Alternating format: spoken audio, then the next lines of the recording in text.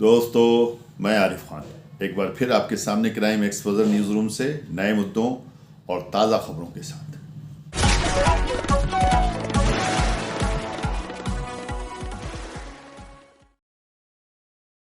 37 विधानसभा उपचुनाव जीतने के बाद भाजपा की सीधी नज़र रामपुर नगरपालिका पर है। रामपुर नगरपालिका की वर्तमान चेयरपर्सन फातिमा जबी हैं, जिन्होंने अपना कार्यकाल बहुत ही ईमानदारी और खूबसूरती के साथ में पूरा किया है। इससे पहले इनके पति अजहर खां चेयरमैन रहे थे, जो विवादों में रहे और उस समय नगरपालिका भी काफ़ी विवादों में रही। फिलहाल उनके ऊपर कई केस हैं और इस वक्त वो जेल में हैं। लेकिन फातिमा जबी ने अपने कार्यकाल में बहुत कुछ किया है, बहुत काम किए हैं, सफाई व्यवस्था का बहुत ध्यान रखा है। चुनाव फिर बिल्कुल सामने है। इस वक्त अगर सुप्रीम कोर्ट या हाई कोर्ट बीच में नहीं होता तो हो सकता है कि चुनाव की तारीखों का ऐलान भी हो गया होता। फिलहाल आकाश सक्सेना, जो रामपुर से नए विधायक चुने गए हैं, वो चाहते हैं कि आजम खां के कब्जे से ये सीट भी उसी तरह निकाली जाए जिस तरह उन्होंने 37 विधानसभा सीट निकाली है। दरअसल 37 विधानसभा सीट पे पिछले 50 साल से आजम खां का कब्जा था, लेकिन आकाश सक्सेना ने वो कर दिखाया जो किसी ने नहीं किया। उन्होंने उनके कब्जे से सीट निकाल ली है और इसी तरह से नगरपालिका में भी समाजवादियों का कब्जा रहता है, समाजवादी सरकार का कब्जा रहता है, यानी आजम खां का कब्जा रहता है। आजम खां के कब्जे से ये सीट निकालने की कवायद अब उन्होंने शुरू कर दी है।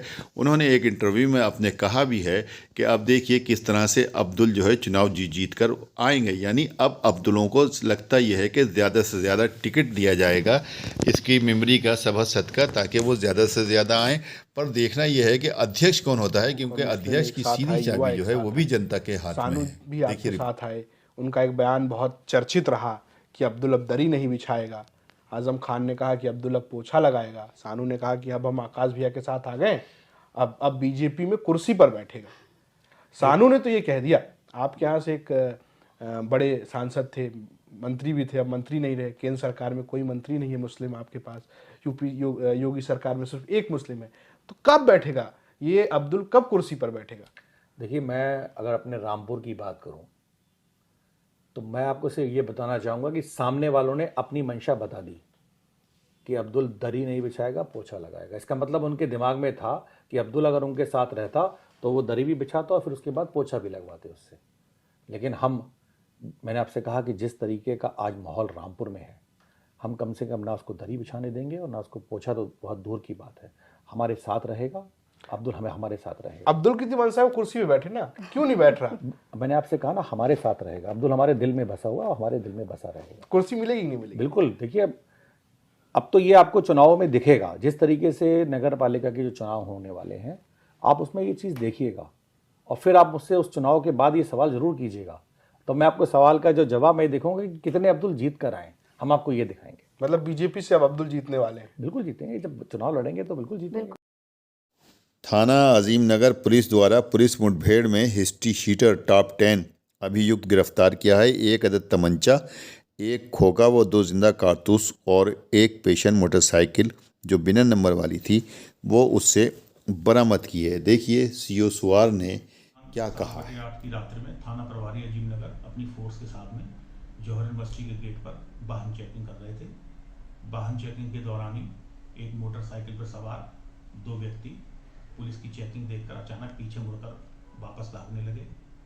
पुलिस द्वारा उनका पीछा किया गया। पीछा करने पर आगे कच्चे रास्ते पर मोटरसाइकिल सवार अभियुक्तों द्वारा पुलिस पर जान से मारने की नीयत से फायर कर दिए गए। पुलिस द्वारा भी आत्मरक्षार्थ फायर किए गए।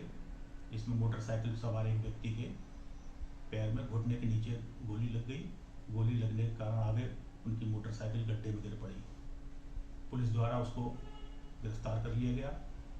दूसरा व्यक्ति अंधेरे का लाभ उठाकर जंगल के रास्ते भाग गया, जिसका पुलिस द्वारा पीछा भी किया गया।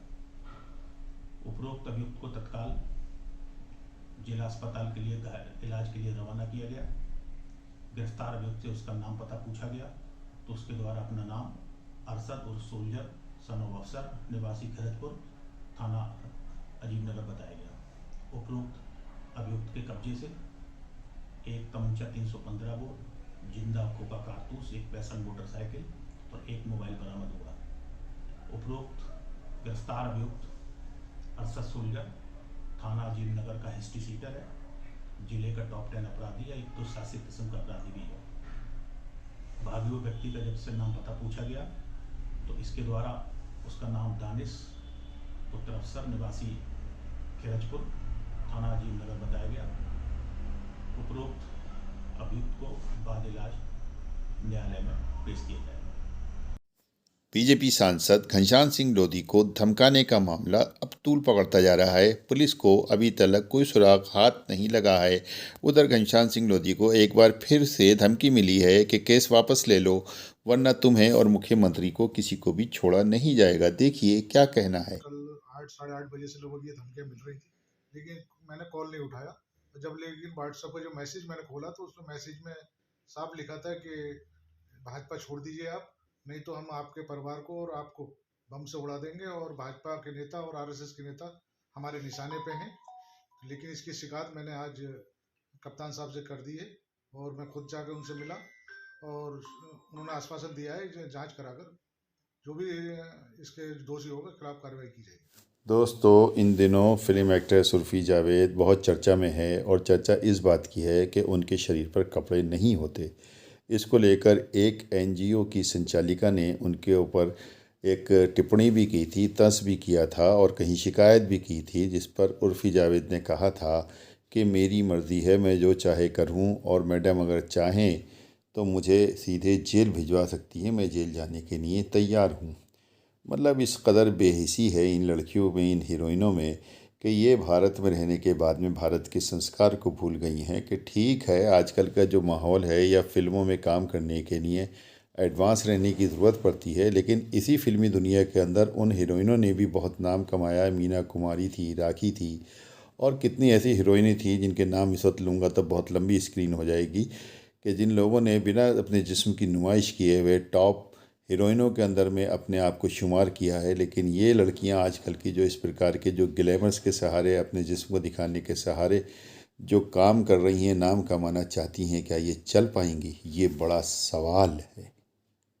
वीडियो अगर पसंद आई हो तो लाइक कीजिए, शेयर कीजिए, और चैनल को ज़रूर सब्सक्राइब कीजिए, ताकि डायरेक्ट नोटिफिकेशंस आप तक पहुँचते